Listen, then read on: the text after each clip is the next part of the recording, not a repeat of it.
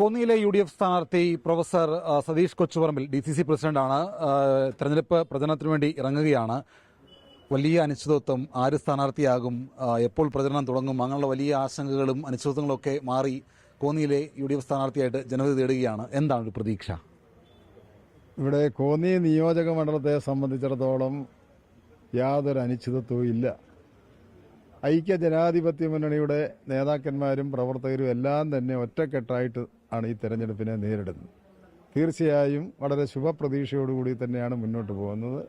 തീർച്ചയായും ഞങ്ങൾ വൻപിച്ച ഭൂരിപക്ഷത്തോടുകൂടി ജയിക്കുമെന്ന് തന്നെയാണ് വിശ്വാസം. DCC പ്രസിഡന്റാണ്, ജില്ലയിലെ കോൺഗ്രസിനെ മൊത്തത്തിൽ ഒരുമിച്ച് കൊണ്ടുപോകേണ്ട ആളാണ്.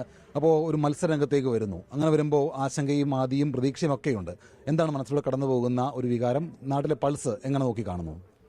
ഞങ്ങളെ സംബന്ധിച്ച് ഞാൻ നേരത്തെ സൂചിപ്പിച്ചല്ലോ, തികഞ്ഞ ശുഭപ്രതീക്ഷയോടുകൂടിയാണ് പോകുന്നത്. അതിൻ്റെ മുന്നോടിയായുള്ള ഒരു സെമി ഫൈനൽ മത്സരം ഇവിടെ നടന്നു കഴിഞ്ഞു. ജില്ലയിൽ നഷ്ടപ്പെട്ടു പോയ 8 ബ്ലോക്ക് പഞ്ചായത്തിൽ 8ഉം തിരിച്ചു പിടിച്ചു. ഗ്രാമപഞ്ചായത്തുകളിൽ ഭൂരിഭാഗവും ഗ്രാമപഞ്ചായത്ത് 53 ഗ്രാമപഞ്ചായത്തിൽ 37ഓളം പഞ്ചായത്തുകൾ ഈ തദ്ദേശ സ്വയംഭരണ സ്ഥാപനങ്ങൾ CPMന്റെ കയ്യിൽ നിന്ന് തിരിച്ചു പിടിച്ചു. ജില്ലാ പഞ്ചായത്ത് പിടിച്ചു. ജില്ലാ പഞ്ചായത്ത് മെമ്പർ എൻ്റെ അടുത്ത് ഇപ്പുണ്ട്. മുനിസിപ്പാലിറ്റിയിൽ 4 മുനിസിപ്പാലിറ്റിയിൽ 3 മുനിസിപ്പാലിറ്റിയും തിരിച്ചു പിടിച്ചു. തീർച്ചയായും അതൊരു ശുഭ പ്രതീക്ഷ നൽകുന്നതാണ്. ഇതിൻ്റെ ഒരു സെമി ഫൈനലായിട്ടാണ് കാണുന്നത്.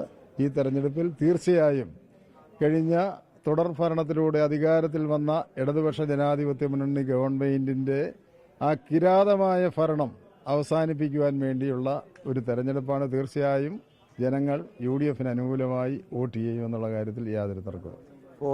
വികസനം പറഞ്ഞായിരിക്കും ഇടതുമുന്നണി ജനവിധി തേടുക. UDF, കോൺഗ്രസ് എന്തായിരിക്കും കോന്നിയിലെ ജനങ്ങളോട് പറയുക? ചൂണ്ടിക്കാണിക്കുന്ന വിഷയങ്ങൾ എന്തൊക്കെയായിരിക്കും? വികസനം കോന്നിയെ കോന്നിയാക്കിയത് ശ്രീ അടൂർ പ്രകാശ് MLA ആയിട്ടും മന്ത്രിയായിട്ടിരിക്കുന്ന സന്ദർഭത്തിലാണ്. 23 വർഷക്കാലം ഈ നിയോജക മണ്ഡലത്തെ പ്രതിനിധീകരിച്ച UDF സംസ്ഥാന കൺവീനർ അടൂർ പ്രകാശ് MP തുടങ്ങിവെച്ച പദ്ധതികളും പരിപാടികളും റിബണും കത്രികയായി നടന്ന് ഉദ്ഘാടനം ചെയ്യുകയും ചില പ്രഖ്യാപനങ്ങൾ നടത്തുകയല്ല. എന്ത് പ്രോജക്റ്റാണ് ഇവിടെ എടുത്തു കാണിക്കത്തക്കത്? കോന്നി മെഡിക്കൽ കോളേജ് UDFന്റെ ഒരു സ്വപ്ന പദ്ധതിയായിരുന്നു. ആ മെഡിക്കൽ കോളേജിൻ്റെ അവസ്ഥ ഇന്ന് അവിടുത്തെ ഡോക്ടർമാർ തന്നെ പറയുന്നു, ഒരു ഡോക്ടർ എഴുതി ഭിത്തിയാൽ എഴുതി ഒട്ടിച്ചു, ജീവൻ വേണമെങ്കിൽ വേറെ എവിടെയെങ്കിലും പോയി. ഡോക്ടർ പറഞ്ഞാൽ ഞാനല്ല ഒട്ടിച്ചെന്നാ പറയുന്നത്. ജില്ലാ കളക്ടർ അത് പാർട്ടി അവർ നടപടിയെടുക്കുക എന്നുള്ള ഭയപ്പാടുണ്ട്. ജില്ലാ കളക്ടർക്ക് ഒരു അപകടം കോന്നിയിൽ വെച്ചുണ്ടായി. ആ ജില്ലാ കളക്ടർ ജീവനും കൊണ്ടുപോയത് പുത്തൂർ ഹോസ്പിറ്റലിലേക്കാണ്. ഞാനിതൊക്കെ ഒരു ഉദാഹരണം. കോന്നി മെഡിക്കൽ അതുപോലുള്ള പ്രഖ്യാപനങ്ങളാണ് ഈ തെരഞ്ഞെടുപ്പ് എടുത്ത സമയത്ത് നിരവധി പ്രഖ്യാപനങ്ങൾ, പാലത്തിനും റോഡിനും എല്ലാം കോടികളുടെ പ്രഖ്യാപനങ്ങളാണ് നടത്തിയത്. പണം ഇവിടെ അങ്ങനെയുള്ള പ്രശ്നങ്ങളൊക്കെ ഉണ്ട്. പക്ഷേ കോന്നിയിൽ KU Janeesh Kumar sitting MLA ആണ്. അവർ ഒരു റൗണ്ട് പ്രചരണം പൂർത്തിയാക്കി കഴിഞ്ഞു. നമ്മൾ ഇന്ന് തുടങ്ങുകയാണ്. അപ്പോൾ ഒരുപടി മുന്നിൽ അവരുണ്ട്. അപ്പോൾ അതിനൊരു ആശങ്കയായിട്ട് കാണുന്നുണ്ടോ? ഞങ്ങൾക്കൊരാശങ്കയുമില്ല. ഇവിടുത്തെ 236ഓളം ബൂത്ത് കമ്മിറ്റികൾ സജീവമാണ്. നേരത്തെ തന്നെ സജീവമാണ്.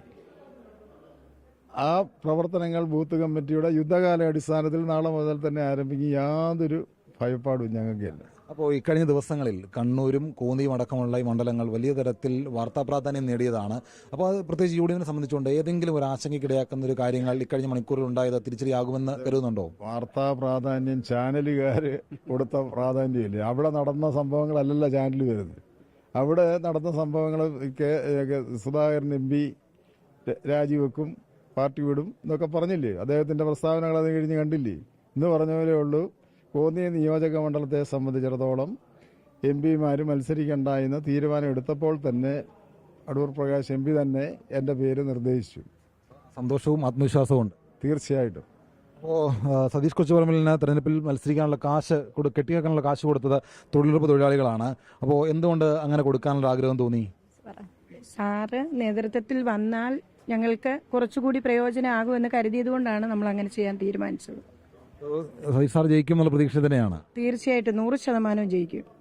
അപ്പോൾ ഈ വരുന്ന തെരഞ്ഞെടുപ്പിൽ LDFൽ നിന്ന് കോന്നി നിയോജകമണ്ഡലം തിരിച്ചുപിടിക്കും എന്നുള്ള ആത്മവിശ്വാസത്തിലാണ് UDF ക്യാമ്പുള്ളത്. പ്രചരണം ഇന്നു മുതൽ ഊർജിതമായി തുടങ്ങുമെന്നും സതീഷ് കൊച്ചുപറമ്പിൽ പറയുന്നുണ്ട്. സന്തോഷ് ചേകവർക്കൊപ്പം ഷിജോ കുര്യൻ, 24 പത്തനംതിട്ട. ലോകത്തെവിടെയായാലും ഏത് സമയത്തും 24 വാർത്തകളും ഓഗ്മെന്റഡ് റിയാലിറ്റി പാക്കേജുകളും എക്സ്പ്ലെയിനറുകളും വിശദമായി കാണാൻ ഞങ്ങളുടെ YouTube ചാനൽ നിങ്ങൾക്ക് സബ്സ്ക്രൈബ് ചെയ്യാം.